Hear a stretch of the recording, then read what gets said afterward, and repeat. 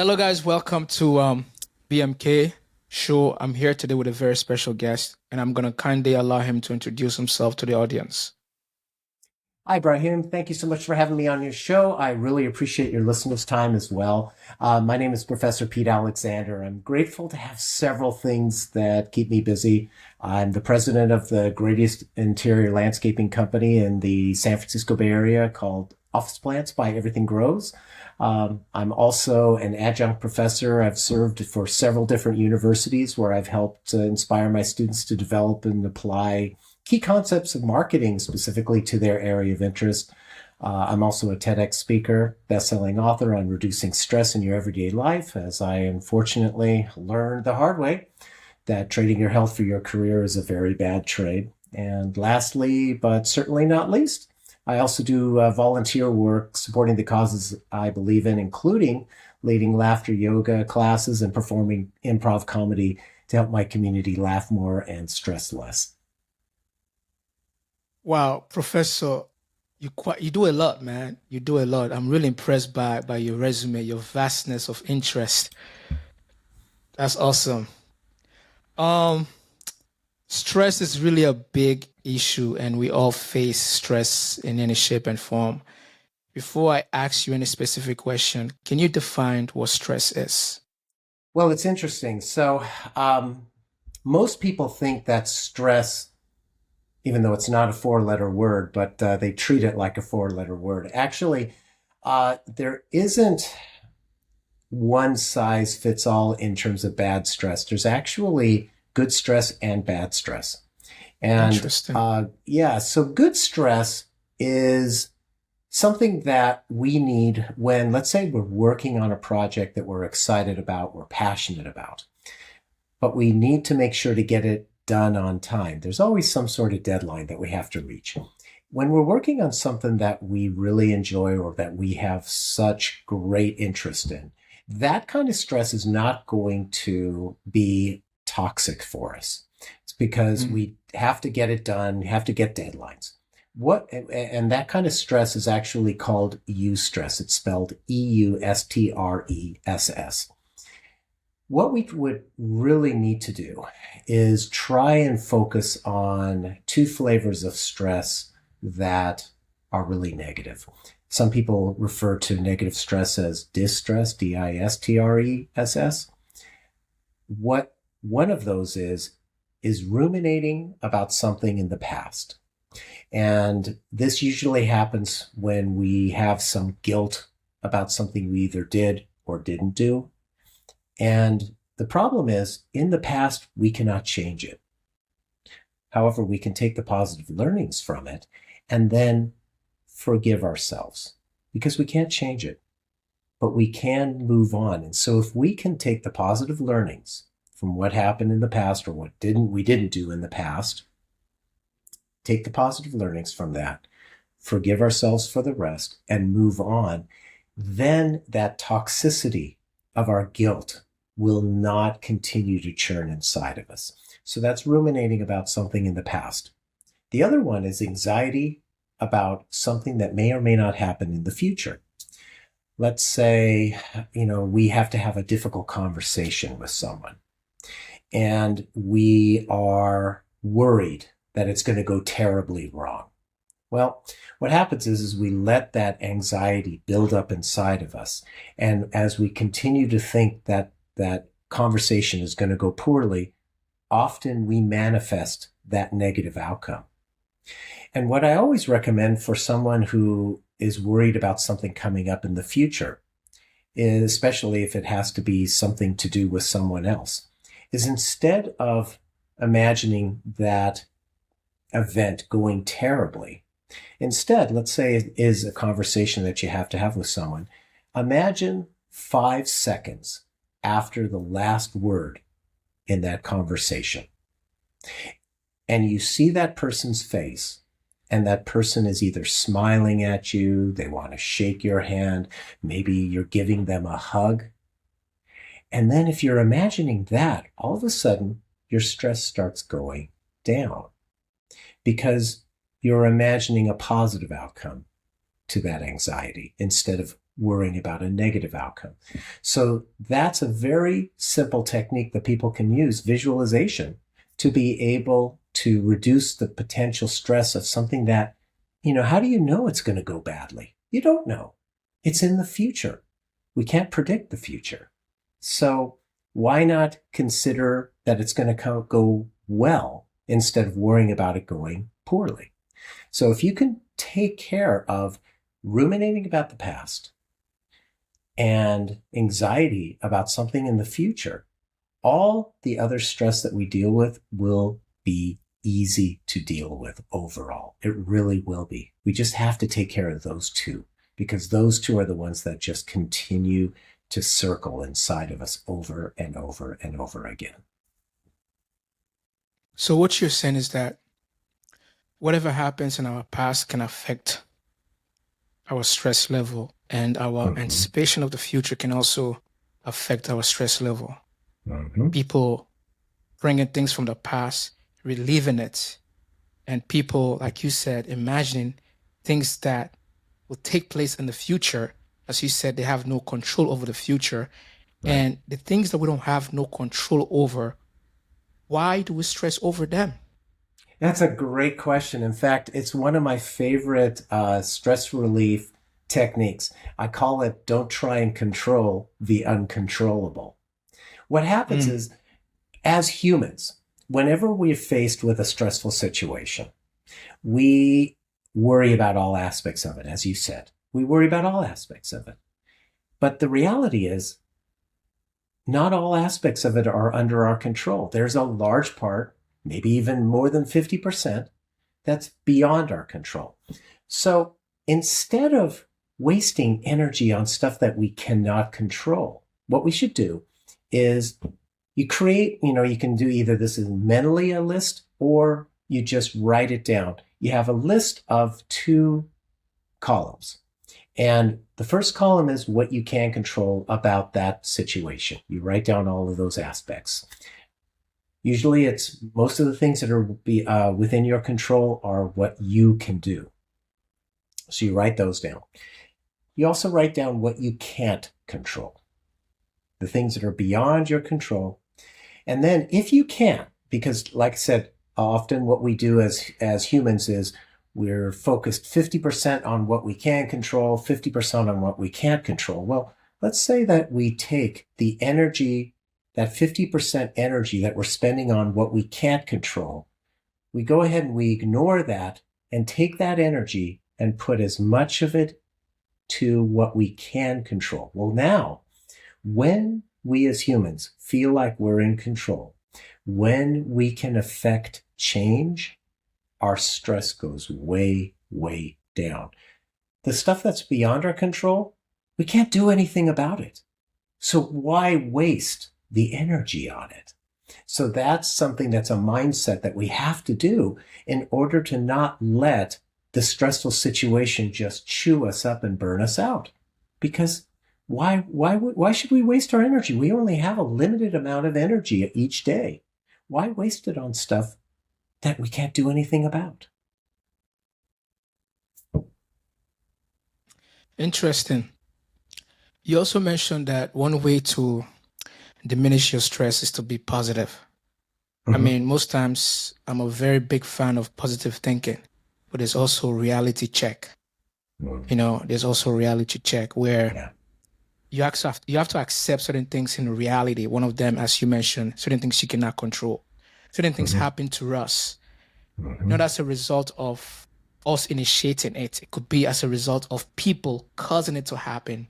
It could be as a result of life circumstances, life situation. It could be as a result of society. So, how do we now, the external factors that cause our stresses, how do we either try to affect change, manage them, and not to internalize them? Because most times we internalize external factors in our lives. I can understand I can be the cause of my own stress. So how do you Mm-hmm. differentiate the one cause of his own stress and the external factors that make one to be stressful? Well, first and foremost, it's a great question. First and foremost, most of our stress these days is mental. And here's the kicker. most of our mental stress is self-induced. We do it to ourselves. Mm. So external factors, let's say the economy. Okay. Well, we say, oh, the economy's terrible, and so my business is not doing well, or I'm having difficulty finding a job. It's the economy, and I can't, and I'm just going to stress about the economy. Okay. Can you do anything about the economy by yourself? No. You're not Elon Musk. You're not, somebody, Jeff Bezos and Amazon. You're not going to be able to, and most people are not going to be able to affect the economy by themselves. So to sit there and, blame the economy, what happens is that then you're in this victim mentality because you can't do anything about the economy. Mm. However, if you let the economy be the reason why you give up, well, then that's a victim mentality. Instead, you should just base on it saying, yeah, it's a bad economy. It's a bad economy for most people, but I myself, I can affect change in what happens to me. So what Mm. happens, one of the most powerful things that one can do, and this is a game changer. One of the most powerful things that one can do is to make sure that we are absolutely clear on our personal values. Our personal values is what is important to us. It's basically how we spend our time and how we evaluate the use of our time. And a lot of people will say, oh, I know what my values are. Yeah, I mean, you might have a sense of them, but to actually do an activity where you will professionally elicit your personal values and you're very clear, and let's say you have 5 for your career, for example. Any time that, let's say, going back to the economy, so having difficulty landing a new job, not happy in your current job, whatever it happens to be. Well, the next time that you're going to make an important decision as it relates to your career, when you have your top 5 values very clear, and you're going to say, let's say I'm going to take a new job with whatever the company is.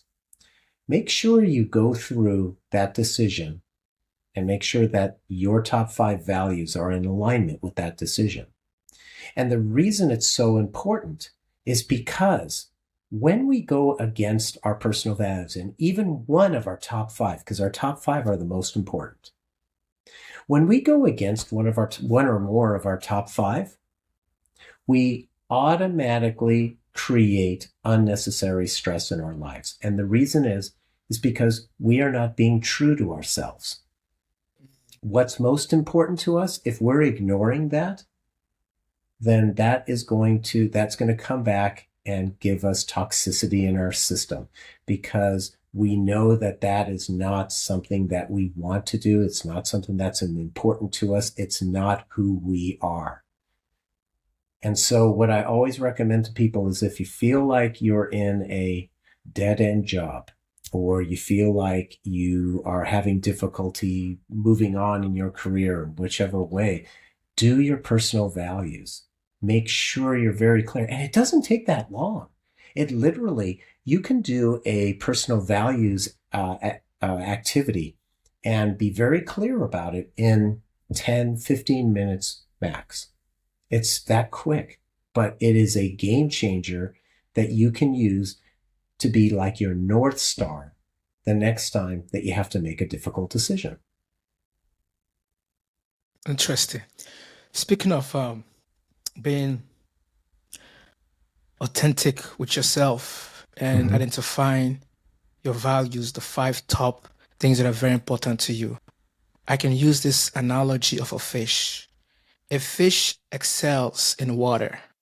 If you take a fish out of the water and you place that fish in the habitation of a land, that fish will struggle to survive because that fish was not designed to to excel, to succeed in dry land.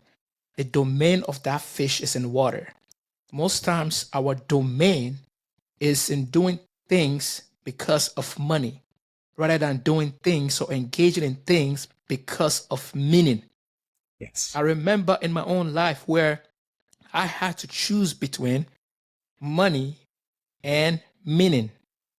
Whenever I speak with people, whenever I read books, whenever I attend networking events, I find a sense of meaning, a sense of significance. It was a hard decision for me. So, what's your take on people making a decision that will help with their values, but they're afraid because of some financial reasons or because of what people will say or because of social, again, social standards or social expectations, trying Yes. to be like everyone else rather than being true to oneself? Well, it's a great question. First and foremost, if you do your personal values work, personal wealth might come out as a value, one of your top 5 values in your career, let's say. And if that's the case, then, going ahead and leaving a job that is paying you very, very well for, let's say, doing volunteer work or something that's not going to guarantee you income, chances are that's going to go against that value. But for most people, personal wealth is not going to be a top 5 value. They want meaning in other ways, whether it is something that they want to achieve in their life. Maybe it's something that they want to have fun with, something maybe that they want to be more creative, whatever that happens to be. And what you have to do is think about at the end of your life, if you are lying in a hospital bed, let's say, and you're thinking back and you think, okay, if only I would have worked one more day, or if only I would have made an extra $10, or whatever that is, that's from a wealth standpoint, and think about, would that have made a difference to you in your lifetime? Or what if you actually pursued what you really, really were meant to do? Whatever that is. Then you can look back and say, yeah, I did what I was here to do. And the personal satisfaction that you can have from that. Again, it's a visualization exercise. Or, another way that you could do it, and this is something that I've had people do that's very, very powerful, is think about what your eulogy might be. And think about the eulogy written for 2 groups of people. The first group is everybody in that room. And those people might be business associates, vendors, you know, people that you maybe had come across once or twice and they decided to come and pay their respects. And then what would that eulogy be written for the people that are in the first 2 rows of your service? Because the first 2 rows, that's going to be the people who are most important to you. So it's two different ways to think about it, about what you're on earth to do. What is it that you're making a difference to do? And Raheem, you raise a great question from a stress standpoint about what do people think? Isn't it awful when we we worry about what other people think about us? The reality is, who cares? Who cares? There's a note that I always put on my monitor, and it's a little post-it note, and it reminds me of one thing: that I am not going to be liked by everyone. I'm not going to be approved by everyone. And the reason why I'm not going to be liked by everyone is because I'm not pizza. That's the thing. So I'm not pizza, right? so, so you know, so just think about it that way. Don't be a pizza. You're not pizza. You're yourself. You're your own unique self. Don't think that you have to be exactly what someone else says you're supposed to be. That's society putting pressure on you. You're here to do whatever it is that, whatever greatness is inside of you. But it's up to you to find that greatness. That's the key. One causes of stress is unmet needs. Mm-hmm. I'm pretty sure you're familiar with Maslow hierarchy of needs. Right. Start from the basic and then the top with self-actualization. Most people don't Yes. even get to that top Mm-hmm. because again, they don't know who they are, they don't know their values, they don't know their worth, they don't know their identity. They're just trying to live Right. life to survive. Yep. And most people go about life just try to survive, just try to make it. But they don't Mm-hmm. know that there can be life beyond just try to make it. There can be life beyond just trying to survive. There's Mm-hmm. much more that life can offer if you're willing, if you're determined, if you're positive. So, what do you think about people who are not able to meet their needs that are so essential to their livelihood? Because sometimes we want to meet the top needs. Like, for example, if I'm struggling to have the basic need of making sure that I'm eating, that I'm trying Mm-hmm. to buy a car, Mm-hmm. and my basic need is not taken care of. It's not catered for, but my focus is trying to get a car so I can be cool, so I can be accepted by my friends because my friends have a car. I too want to get a car. That actually Mm-hmm. increases so much pressure on people because they have neglected their basic essential needs trying to cover another need. Mm-hmm. Well, first and foremost, in that example that you give, we just talked about it, where your friends have a car, so you need a car. You're comparing yourself to someone else. Whenever we Mm, compare ourselves to someone else, we're just going to add additional stress. We really are. And the reason is because instead of being happy and satisfied with who we are, or looking and saying, what can I do better? We're saying, oh, how come that person has this? I need this. The problem is mm, that whenever we compare ourselves in that respect, whoever has the better job, whoever has the better car, whoever has the better clothes, whatever it happens to be. The problem is that that is a short-term stressor that is never going to go away, because even if let's say start eating less. So you're saving money, instead of spending $20 a day on food, you're spending $15 a day on food, let's just say. And so you're saving an extra $5 a day. And, at a certain point, you've raised enough money to buy that car or buy those fancy clothes. As soon as you have that feeling of satisfaction that you're going to have with whatever that material object is going to be very short lived. Because mm, what's going to happen is once you have that, then you're going to have another friend, or that same friend or that same person that you were striving to be is going to have something else then. And then you're looking and go, oh gosh, now I got to do this.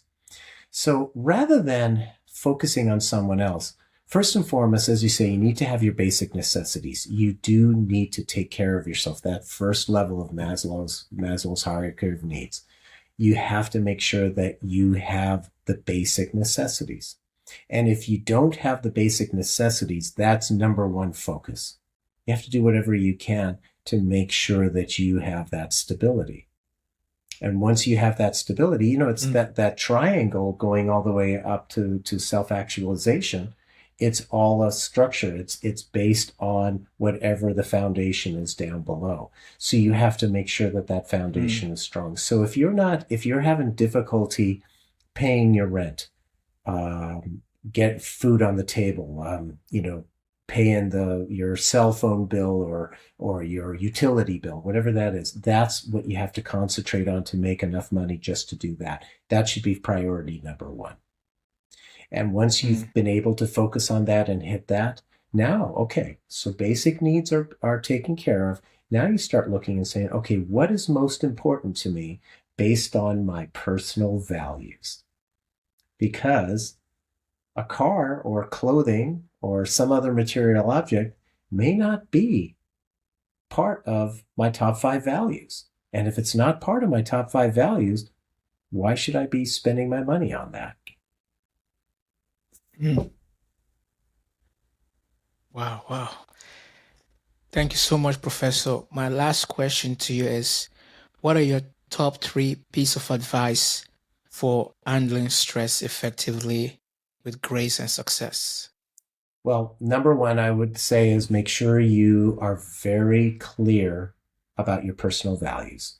And what I can do is I can give you a link to people who are listening to this recording, Brahim.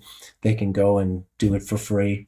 I'll send you a link to a video, and they can just go do that. And you just want to make sure that when you do that activity, which will really, like I said, take 10 minutes maybe, make sure you do it when you have no distractions, because if you have distractions, you won't get a lot out of the activity. So make sure that you do that. So know your personal values. That's number one. And so once you have your personal values, then the second thing is commit to them. Because I know some people that have done the personal values, have that list of five, and then they forget it. They don't look at it when they have an important decision to make. Utilize that. Utilize that as your North Star. That is absolutely critical. And then number three is don't worry about what other people are thinking about you. Who cares? Who cares? The fact, I like to use, you like to use analogies. I like to use an analogy like this. When you're, scrolling through some sort of social media channel, and you're looking in, how many likes did I get? Are those likes from people that you've got a connection with? No. Mm. So does those likes really mean anything? No. Mm. So what's most important is to make sure that you are satisfying, first and foremost, yourself. Because the important thing about being focused on yourself first is, even if most of us as adults have many different responsibilities, and we might be parents, we might have our own parents that we have to take care of, businesses to run, house to take care of, pets to take care of, whatever it happens to be. The problem is when we put all of our energy into taking care of others and we don't take care of ourselves, and let's say we get sick, the problem is that if we get really, really sick, let's say having a very bad flu, everybody can relate to having really bad flu. And if we have a really bad flu, I'm sure you'd be the same. Do you feel like doing anything other than lying in bed? Probably not, right?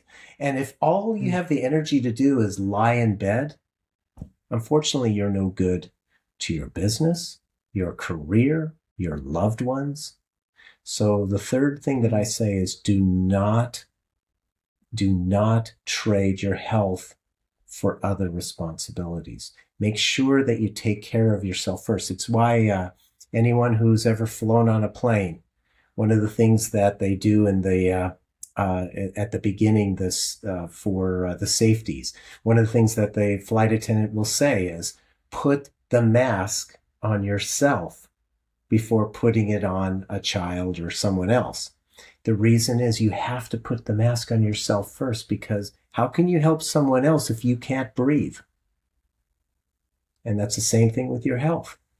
How can you be there to help family members, to help your business, if you have no energy even to get out of bed? So don't trade your health for other responsibilities. You have to be selfish with your health. You have to take care of yourself, because no one else is going to take care of you. That's the number three thing. Wow, wow, wow. Thank you so much, Professor. Pretty much the summary to all of this is self-interest versus selfishness. As you Mm-hmm. said, we have to seek our own interest, meaning that most times we want to help people when we have not been able to help ourselves. And I usually tell Mm-hmm. people that the best way to help others is to help yourself first. You Yes. mentioned health. You mentioned when you take care of your mental health, you take care of your physical health, you take care of your emotional, financial health, then you're able to give. You cannot give what you don't have. Mm-hmm. Absolutely. That's a Focus great on line. yourself. Absolutely. You cannot, that is a wonderful line that everybody should write down. You cannot give what you don't have. If you don't have your health, you can't give. You just don't have the energy. Absolutely. Lastly, can you tell us, in case someone is interested to know more about what you do, can you share with us how they can reach out to you?